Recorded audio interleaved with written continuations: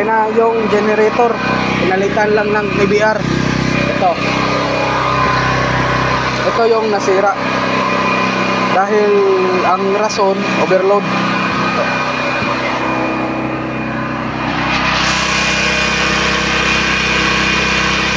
Yan, stable na yung voltahe.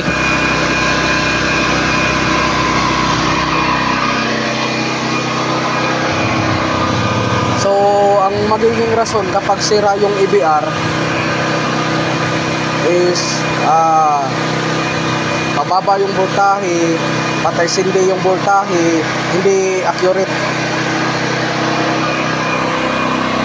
So pag ganyan problema, EBR ang papalitan dyan.